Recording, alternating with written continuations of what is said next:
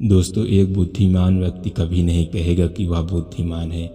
इसलिए नहीं कि ऐसा कहने से उसकी बुद्धिमत्ता कम हो जाएगी, बल्कि इसलिए क्योंकि वह व्यक्ति कहने की व्यर्थता को देख पाता है। दोस्तों, गौतम बुद्ध के जीवन से जुड़ी हुई एक छोटी सी कहानी जो आपको बताएगी वास्तव में बुद्धिमान कौन है।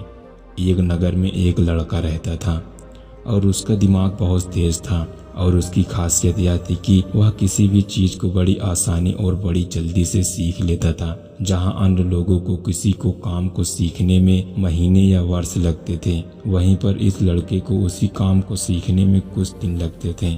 उसकी खासियत बहुत दूर दूर तक फैल गई थी और कहा जाने लगा कि उस व्यक्ति को जितना बुद्धिमान कोई नहीं है। हर व्यक्ति जानता है कि वह भीतर से क्या है, चाहे वो बाहर से कुछ भी दिखाए।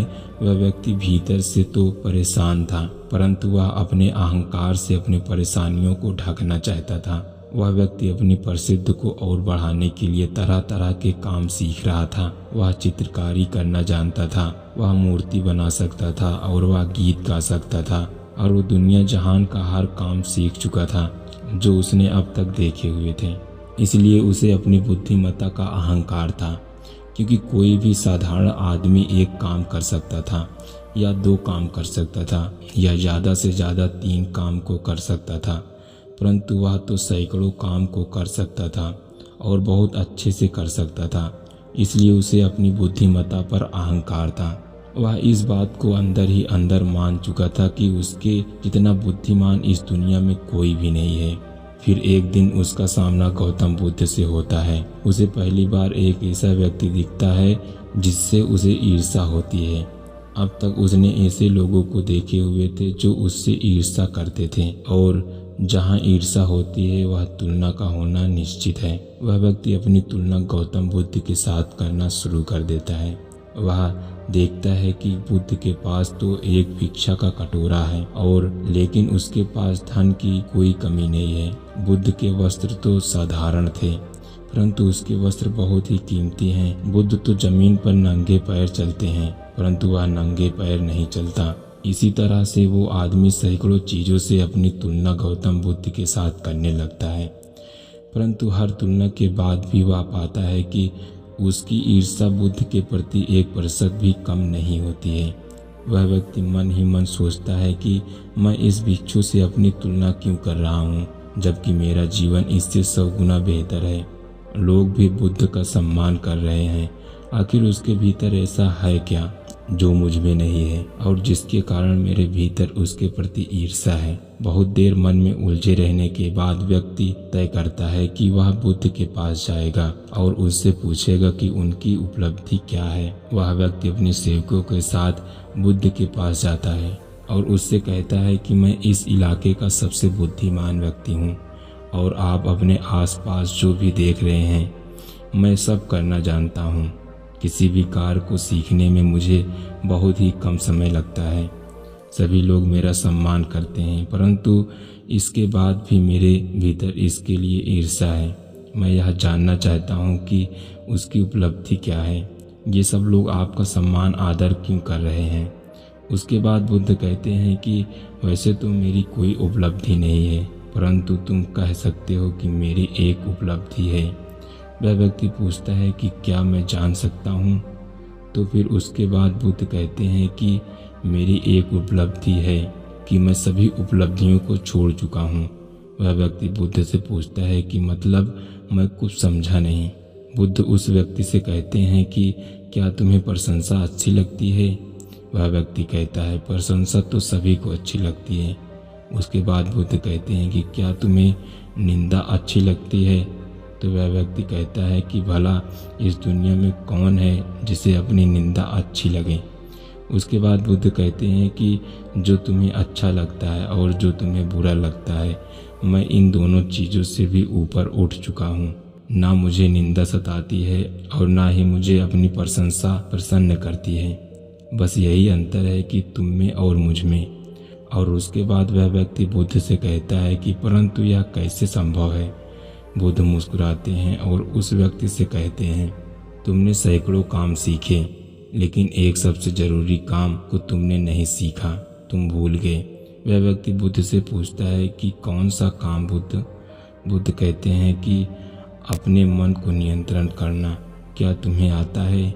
बुद्ध की वह बात सुनकर वह व्यक्ति समझ जाता है कि ईर्ष्या का यही सबसे बड़ा कारण है। उसके बाद बुद्ध कहते हैं कि जिस व्यक्ति ने सारा जगत को जीत लिया लेकिन अपने मन को नहीं जीता, उसने कुछ भी नहीं जीता। और जिसने अपने मन को जीता परंतु अपना सब कुछ गंवा दिया, फिर भी उसने सब कुछ जीत लिया। क्योंकि वास्तव में बुद्धिमान व्यक्ति वही है जो अपने मन का शासक है, वो नहीं जो अपने मन का गुलाम है। गौतम बुद्ध की इस शब्दों को सुनकर उस व्यक्ति का अहंकार टूट जाता है और वह व्यक्ति बुद्ध से कहता है कि क्या आप मुझे अपने मन को जीतना सिखा सकते हैं? बुद्ध कहते हैं कि क्यों नहीं, अवश्य सिखाएंगे, परंतु मैं तुम्हारी सभी उपलब्धियां छीन लूंगा। फिर उसके बाद वह व्यक्ति बुद्ध से कहता है कि मैं तैयार हूँ।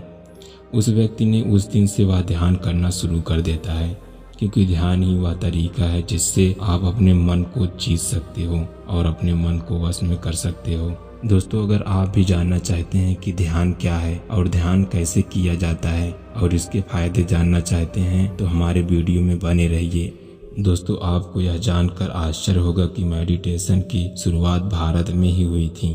दोस्तों, विश्व में मेडिटेशन का सबसे पुराना लिखित प्रमाण भारत के वेदों में ही पाया गया है और मेडिटेशन का ही वो जरिया है जिसके माध्यम से हमारे प्राचीन ऋषि मुनि और पैगंबर अपने खुद के भीतर छुपे हुए ब्रह्मांड से जुड़ते थे और भीतर के ब्रह्मांड से ही इस सृष्टि और ब्रह्मांड में फैले न जाने कितने रहस्यों के बारे में वे बिना किसी आधुनिक मशीनों के ही खोज पाते थे। दोस्तों, हमारा आधुनिक विज्ञान आज भी हमारे ऋषि मुनियों द्वारा की गई बहुत सी खोजों और गणनाओं को लेकर आश्चर्यचकित हैं कि कैसे वे लोग बिना किसी आधुनिक टेक्नोलॉजी के धरती, चांद और सूरज तक की दूरी को एकदम सही कैलकुलेशन कर पाते थे। क्या आपके पास ध्यान की कोई एडवांस टेक्निक है जिससे आज भी हम सब पूरी तरह से अनजान हैं? दोस्तों, ये मेडिटेशन ही है जिसका सही इस्तेमाल से सिद्धार्थ गौतम जैसे राजकुमार ने भगवान बुद्ध बनकर सारे संसार को अपना ज्ञान से प्रकाशित कर लिया था और मेडिटेशन के ही अद्भुत पावर से पूरे विश्व को एक नया परिचय करवाता था। दोस्तों, मेडिटेशन जिसके बारे में अधिकतर लोग ये सोचते हैं कि अपने विचारों पर कंट्रोल पाना होता है, लेकिन असल में मेडिटेशन का असली मकसद यह है कि अपने विचार आपको कंट्रोल न कर पाए। दोस्तों, आजकल की टेंशन और भाग दौड़ भरी जिंदगी में मेडिटेशन ही एक ऐसी साधना है जिससे हर रोज के कुछ मिनट के अभ्यास से ही आप न जाने कितने परेशानी से जल्द छुटकारा पा सकते हैं। आज हमारे पृथ्वी पर केवल 4% लोग ही ध्यान करते हैं, लेकिन बचे 96% लोगों को इसका पॉजिटिव परफेक्ट होता है। अगर आप भी लगातार 90 दिनों तक मेडिटेशन किया तो इसका पॉजिटिव प्रभाव और हमारे फैमिली पर दिखाई देगा। दोस्तों, अगर पृथ्वी पर 10% लोग ही ध्यान करने लगे तो सभी समस्याओं को नष्ट करने की ताकत ध्यान में है। उदाहरण के लिए हम बात करें तो भारत के योगी ने सन 1993 में वैज्ञानिकों के समक्ष यह सिद्ध किया था। दोस्तों, हुआ यूं कि उन्होंने वाशिंगटन की DC में 4000 अध्यापकों को बुलाकर एक साथ मेडिटेशन करने के लिए कहा था और चमत्कारी परिणाम यह हुआ था कि शहर का क्राइम रिपोर्ट 50% तक कम हुआ। वैज्ञानिकों को इसका कारण समझ में नहीं आया और उन्होंने इसे महर्षि परफेक्ट नाम दे दिया। मेडिटेशन में ही इतनी पावर है कि इसके निरंतर अभ्यास से आप अपनी पूरी जिंदगी बदल सकते हैं।